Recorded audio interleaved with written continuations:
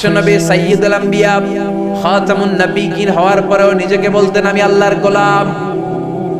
দোয়াতে বলতেন আল্লাহুম্মা ইন্নী আবদুক ওয়া ইবনু আবদিক ওয়া ইবনু আমাতিক নাসিয়াতি বিয়াদিক। বিশ্বনবী বলতেন আল্লাহ আমি আপনার গোলাম, গোলামের ঘরের গোলাম, বান্দির ঘরের গোলাম, আমার 14 গোষ্ঠী আপনার গোলাম। বিশ্বনবী নিজের কি বলতো? আল্লাহ আমি গোলাম। নিজেকে রাসূল বলার আগে আগে বলতো ইন্নী আব্দুল্লাহি ওয়া রাসূল, আমি আল্লাহর আব্দ, গোলাম এবং তার রাসূল। ঠিক কি না? এজন্য সবচেয়ে বিনয়ী ছিলেন বিশ্বনবী, সবচেয়ে কোমল আচরণের ছিলেন বিশ্বনবী। তাই বিশ্বনবীর সম্মানকে বাড়িয়ে দিয়েছে কে?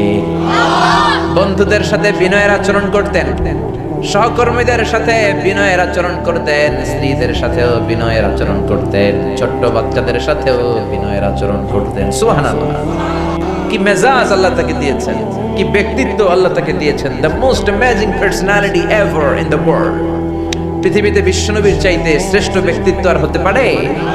বিশ্বনবীর গোলাম, বিশ্বনবীর খাদেম ছিল আনাস, 8 বছরের ছোট্ট আনাস। আনাসের মা এসে বলে নবী খোয়াই দিমু আনাস, আমার ছেলেরে আপনার খাদেম বানিয়ে দিয়ে গেলাম। বিশ্বনবী বললেন ঠিক আছে আমি গ্রহণ করলাম। ছোট্ট আনাস আর কি করবে? বিশ্বনবীর মেসওয়াক টেনে দেয়, ওযুর পানি এনে দেয়, বিশ্বনবীর জামা কাপড় এনে দেয়। বিশ্বনবী একদিন আনাসরে বললেন ও আনাস আমার শাম দেশের জুব্বাটা ঘর থেকে নিয়ে আসো। বিশ্বনবী জুব্বা শামিয়া পছন্দ করতেন। আনাস শাম দেশের জুব্বা আনতে যে প্রতিমধ্যে ছোট্ট মানুষ তো মদিনার ছেলে মেয়েরা কুতকুত খেলে, ওইখানে দাঁড়ায় গেল। বিশ্বনবী যে জামা আনতে বলছে ভুলেই গেলেন, দাঁড়িয়ে খেলতে আরম্ভ করলেন। আধা ঘন্টা 1 ঘন্টা হয়ে যায়, নবীর জামা আসে না। নবী ভাবলেন কিরে আনাস কখন পাঠালাম জামা আনতে, আনে না কেন? মনে হয় ভুলে গেছে। যাই কি আর করা, নিজের জামা নিজেই নিয়ে আসি। তো জামা আনতে গেলেন, নিজেই বেরোলেন। মদিনার পথিমধ্যে দেখলেন যে আনাস বাচ্চাদের সাথে খেলে। বিশ্বনবী কিছুই বললেন না, নিজেও যে খেলা দেখতে শুরু করলেন। আনাস খেলতে খেলতে হঠাৎ আনাসের চোখ বিশ্বনবীর চেহারার দিকে পড়ল। ওরার সাথেই মনে পড়ছে হায় হায় নবী না জামা আনতে পাঠাইছিল, ভুলে গেছি। আনাস বলে বিশ্বনবীরে দেখে আমার কলিজার এদিকে না এদিকে উঠে গেছে ভয়। কিন্তু বিশ্বনবী আনাসের একটা ধমকও দেয় নাই, একটা গালিও দেয় নাই, চোখও গরম করে নাই, শুধু একটা মুচকি হাসি দিয়েছে। কি দিয়েছে? আনাস বলে বিশ্বনবীর সেদিনের এই মুচকি হাসির শাসন আমাকে আজীবন সোজা রাস্তায় রেখেছে, আর কোনোদিন বাঁকা রাস্তায় যেতে দেয় নাই। তার মানে শাসন করতে জানলে মুচকি হাসি দিয়েও শাসন করা যায়, ব্যাত লাগে না, ধমকি লাগে না, চিল্লায় বলবেন ঠিক কি না? এই নবী যেদিকেই তাকাবেন নবীর আদর্শ আর আদর্শ। খাদেমদের সাথে এত চমৎকার আদর্শ ছিল, সাহাবীদের সাথেও বিশ্বনবী চমৎকার আদর্শের অনুপম নিদর্শন রেখেছেন। সাহাবীদের সাথে যখন বসতেন সব সময় খোশ মেজাজে থাকতেন, সব সময় চমৎকার মেজাজ নিয়ে কথা বলতেন। সাহাবাদেরকে নিয়ে বিশ্বনবী একবার খেজুর খেতে বসলেন। খেজুর তো সবাই খেজুর খেয়ে বিচি সামনে রাখে, বিশ্বনবী খেজুর খেয়ে বিচি সামনে রাখে না। পাশে বসেছে ওনার মেয়ের জামাই আলী। আলী যেখানে বিচি রাখে ওইখানে বিশ্বনবী রাখেন। খেজুর খাওয়া শেষ, বিশ্বনবী বললেন মান মিন্না আকসারু মুতানাওয়ালান আর-রতাবা, চলো দেখি তো কে বেশি খেজুর খাইলো। সবাই গুনতে আরম্ভ করলো, গুনে দেখে সবার সামনে সমান সংখ্যক খেজুরের বিচি। বিশ্বনবীর সামনে কোনো বিচি নাই, কিন্তু আলীর সামনে বিচি ডবল। বিশ্বনবী বললেন দেখো দেখো এমন খাদক জামাই আল্লাহ আমারে দিয়েছে, সবাই খাইছে কম, আলী খাইছে বেশি। সাইয়েদনা আলী বললেন দেখেন আমার শ্বশুর তো কম খাইতে পারে না, উনিও খাইছে অনেক, আমাদের সবার সামনে খেজুরের বিচি আছে, দেখো নবীর সামনে কোনো বিচি নাই। তার মানে নবী যখন খেজুর খাইছে খেজুরের সাথে বিচিও মেরা দিছে। কি সুন্দর রসিকতা, সুবহানাল্লাহ পড়বেন না? তার মানে খাদেমের সাথে উত্তম আদর্শ, বন্ধুদের সাথে উত্তম আদর্শ, বিবিদের সাথে উত্তম আদর্শ, বিবিদের সাথে ভালো আচরণ করতেন। বিশ্বনবীর 11 জন স্ত্রী ছিল, 2 জন দাসী ছিল। সব সময় বিবিদের সাথেও খোশ মেজাজে চলতেন। আগে আগে বিশ্বনবী তার বিবিদেরকে সালাম দিয়ে দিতেন, আগে সালাম দিতেন। আয়েশা বলে আমি 10টি বছর বিশ্বনবীর সংসার করলাম, একদিনও আগে সালাম দিতে পারিনি। মাঝে মাঝে ভাবতাম আজকে আমি দিব আগে, দরজার চিপায় লুকায় থাকতাম যে নবী আসার আগে আমি দিয়ে দিব। কিন্তু বিশ্বনবী দরজার অনেক দূরে থাকতে আওয়াজ করে বলতেন আসসালামু আলাইকুম ওয়া রাহমাতুল্লাহি তাআলা ওয়া বারাকাতুহু। এজন্য স্ত্রীকে সালাম দিবেন। আপনারা বিবিরে সালাম দেন তো? দেন দেন না? সালাম দিবেন, স্ত্রীকে সালাম দিবেন, স্ত্রীকে ভালোবাসবেন। স্ত্রীকে ভালোবাসলে সওয়াব আছে না নাই? কত সুন্দর ইসলাম। আপনি যে আপনার স্ত্রীর হাতের সাথে আপনার হাত মিলান, 2 হাতের সগীরা গুনাহ মাফ করে দেয় কে? স্ত্রীর চেহারার দিকে তাকালে আপনার চোখের গুনাহ মাফ করে দেয় কে? আর ভাবির চেহারার দিকে তাকালে গুনাহ আছে না নাই? খবরদার ভাবির দিকে তাকানো যাবে। তুমি সুন্দর তাই চেয়ে থাকি, সে কি মোর অপরাধ? স্ত্রীর দিকে তাকায় বলেন সুন্দর, অপরাধ নাই, কিন্তু শালীর দিকে তাকাইলে অপরাধ আছে না নাই? ভাবির দিকে তাকালে অপরাধ আছে না নাই? চাচাতো বোন, মামাতো বোন, এলাকার মেয়ে, তাদের দিকে বড় বড় চোখ করে তাকালে সওয়াব আছে না নাই? সওয়াব নাই, খালি গুনাহ, ঠিক কিনা?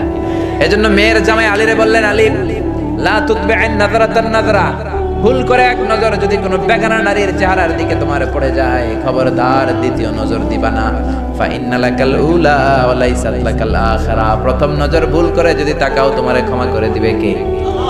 আবার তাকালে গুনাহ আছে না নাই? প্রথম নজরে ক্ষমা, দ্বিতীয় নজরে গুনাহ। এজন্য অনেকে বলে প্রথম নজরে যা দেখার দেখেলো, অনেকক্ষণ ধরে তাকায় থাকে। আপনি কৌশল করলে আমার আল্লাহর কৌশল জানা আছে না নাই? সব কৌশলের বড় কৌশলী কে? এজন্য বিশ্বনবী বিবিদের প্রশংসা করতেন, মায়েশার রান্নার প্রশংসা করতেন, খাদিজার রান্নার প্রশংসা করতেন। বিশ্বনবী মক্কায় সব চাইতে চমৎকার রান্না করতে জানতেন। বিশ্বনবীর চাইতে চমৎকার রান্না মক্কা শহরের কেউ জানতো না।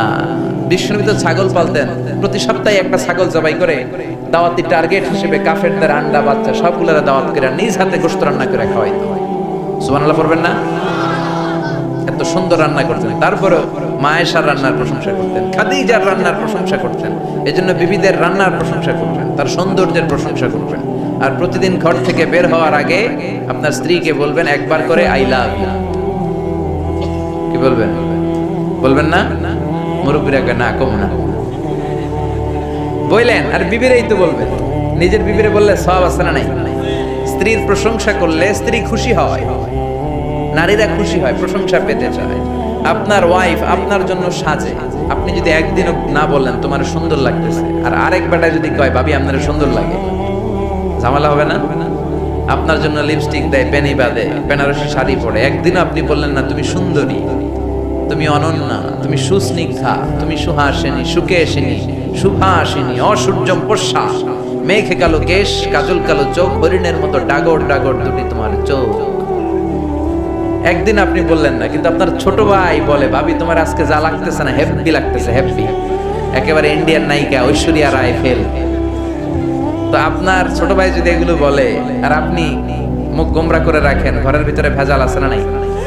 এজন্য বিবির রান্না, বিবির সৌন্দর্য, তার কাজের প্রশংসা করবেন, বলবেন যে তুমি অনেক ভালো, তোমাকে আমি অনেক ভালোবাসি, তুমি আমার কৈতরি, তুমি আমার টুনটুনি, তুমি আমার পরাণের পরাণ। বিবিরে বলবেন, হাসার তো কোনো কারণ নেই। শালীরে তো বলতেছেন না, ভাবিরে তো বলছেন না, ঠিক কিনা? তাহলে ঘরটারে জান্নাতের ঘর বানায় দিবে কে? বিশ্বনবী বললেন নিজের বিবির সাথে প্রেম বিনিময় করলেও সওয়াব আছে না নাই? ওয়াফি বুদআই আহাদিকুম সাদাকা, তোমরা যে বিবাহের পরে তোমাদের স্ত্রীদের সাথে মেলামেশা করো তাতেও সদকা দেওয়ার সওয়াব।